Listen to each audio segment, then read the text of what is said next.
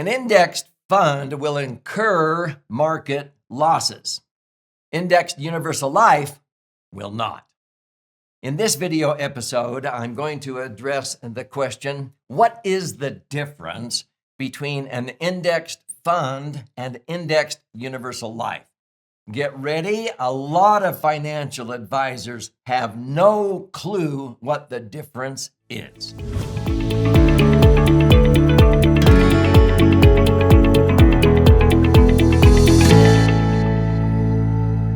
So I'm Doug Andrew. I've been a financial strategist and retirement planning specialist now for north of 48 years.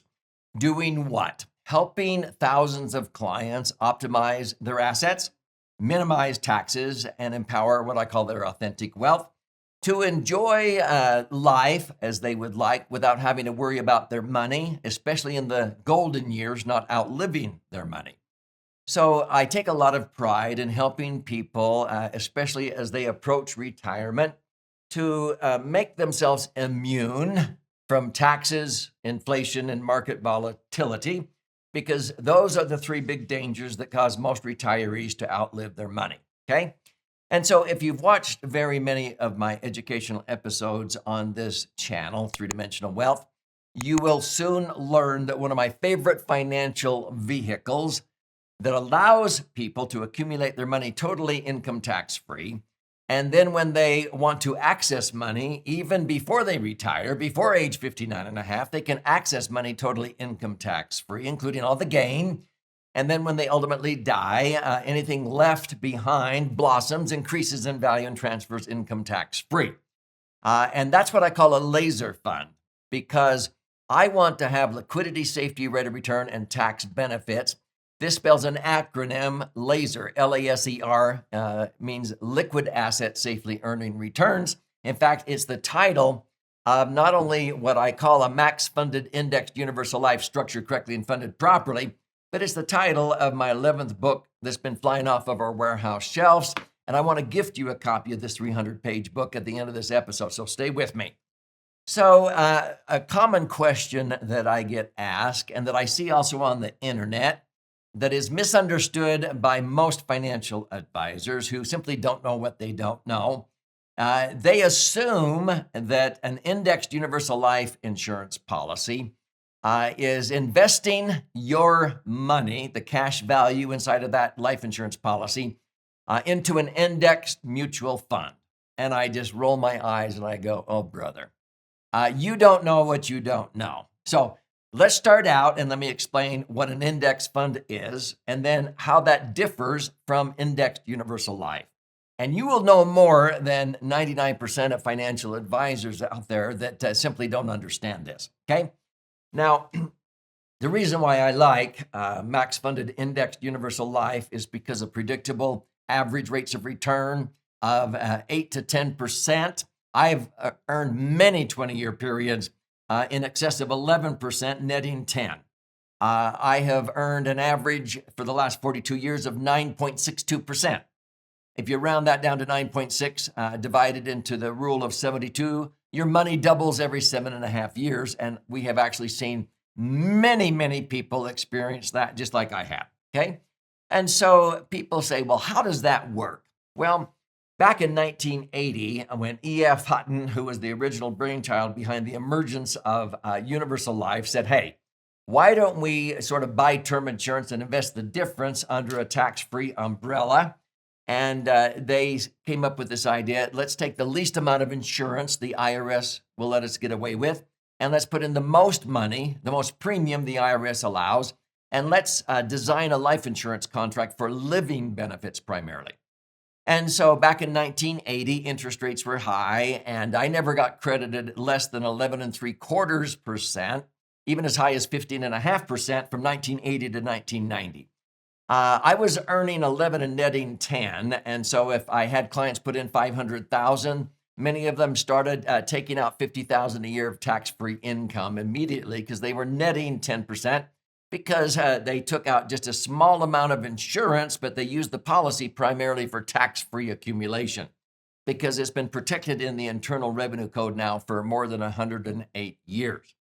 And so this worked very well until interest rates started coming down in the 90s. And in 1997, they introduced indexed universal life. Now, this is not an index fund. In the 1990s, a lot of insurance companies introduced variable life insurance. And this is where the cash value that is protected in the Internal Revenue Code, it grows tax-free under Section 72E. It allowed people to send out that cash value into a mutual fund or mutual funds of their choice. But what would happen if that was a mutual fund, like an indexed fund, like the Standard & Poor's 500? That's a common index. You could have the Dow Jones, you could have the Russell 2000. But an index is simply a measuring tape. This is a measurement of if the economy is going up or down, and this is why many times, Wall Street will report, well, the S&P was up today or down, or the Dow Jones. That's an index. It's a measuring tape, so to speak. And so a lot of times people realize that historically, if you were to diversify your investments in the stock market into those 500 companies that are in the Standard & Poor's 500 or the Dow 30 or whatever, that you would be diversified, and probably in any 10-year period, you would make money 7 of those 10 years, 70% of the time you'd make money. The other 3 years, 30% of the years, you would lose, okay? Now, that's been historically true, but in the decade from 2000 to 2010, there were actually 5 loss years versus 5 up years. And indexed universal life averaged 7.23% during that worst decade, whereas the people who had their money actually in the market, they were still down 38% at the end of 2010. If they had $1 million in the S&P 500 in a mutual fund portfolio in the S&P 500, that $1 million dropped down to 600,000 twice during that decade. And by the end of 2010, it was barely back up to 630,000. It took until 2012 to come back to $1 million. Whereas people with indexed universal life had doubled and even tripled their money tax-free during that 12-year period. So people go, how?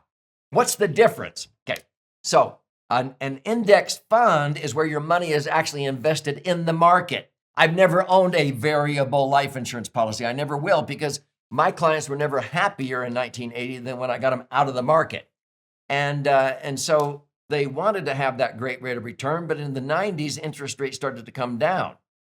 But I did not want them putting their cash values back into the market, because people who did that with variable life insurance, they actually lost sometimes 20, 30, 40% from 2001 to 2003 and again in 2008.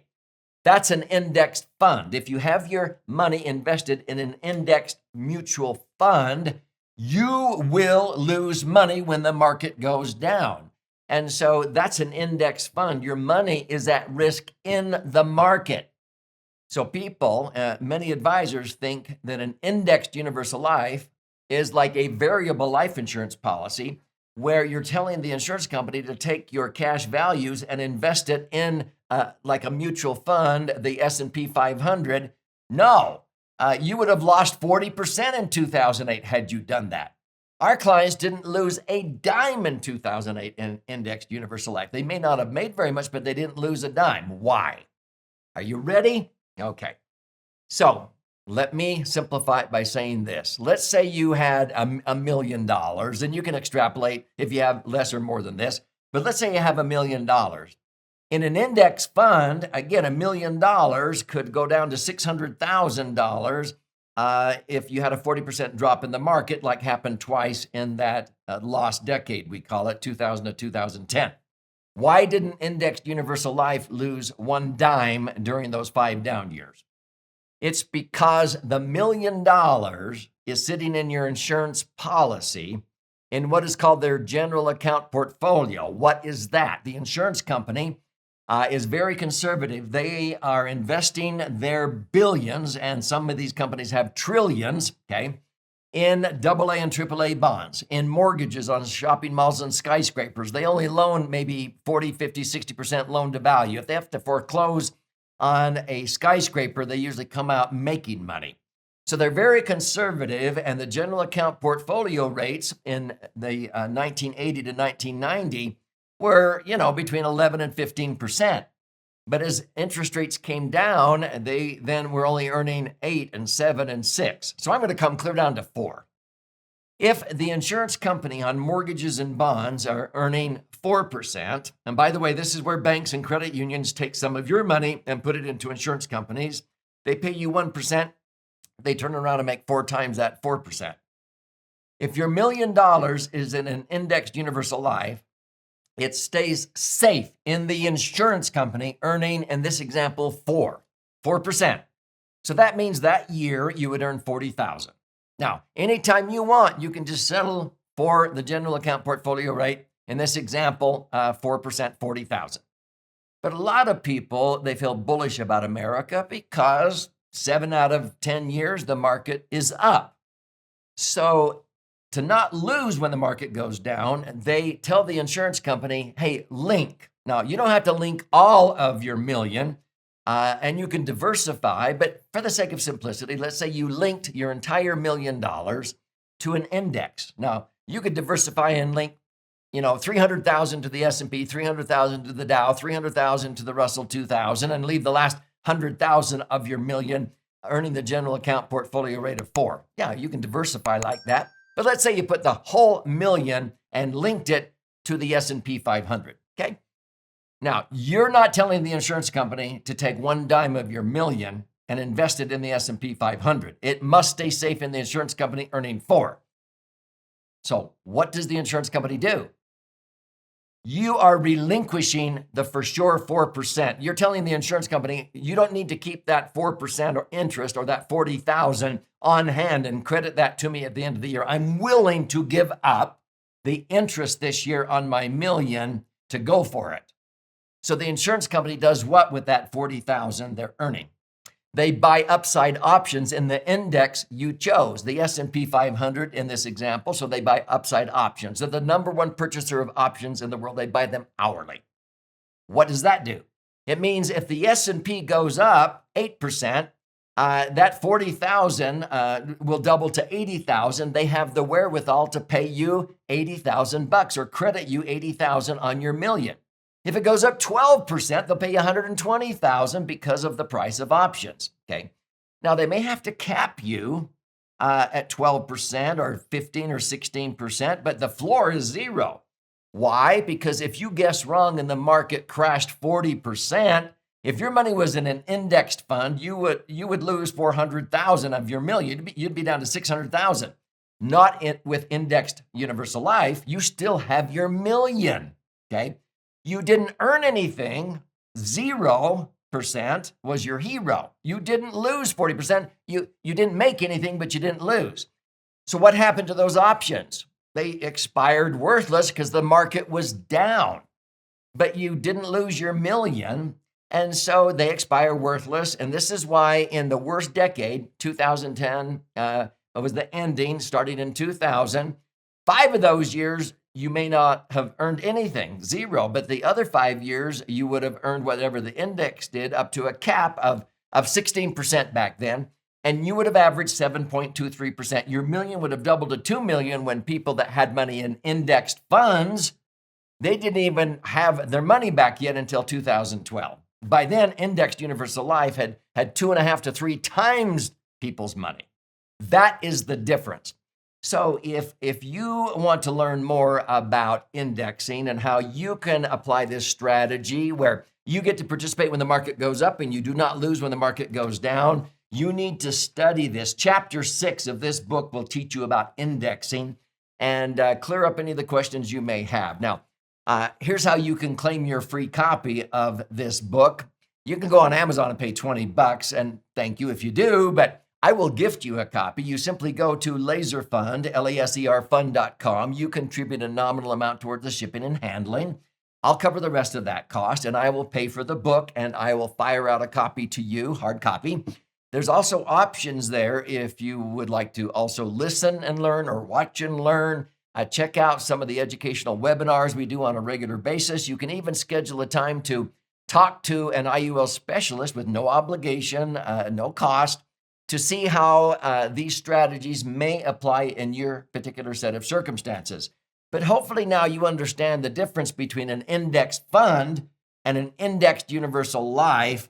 If you do, you'll know more than 99% of financial advisors out there that don't have a clue what the difference is. They think that indexed universal life is investing your money in a volatile index and you can be subject to market losses. No, you do not want to lose when the market goes down, and you want to participate when the market goes up. That's called indexing. So here is to your brighter future.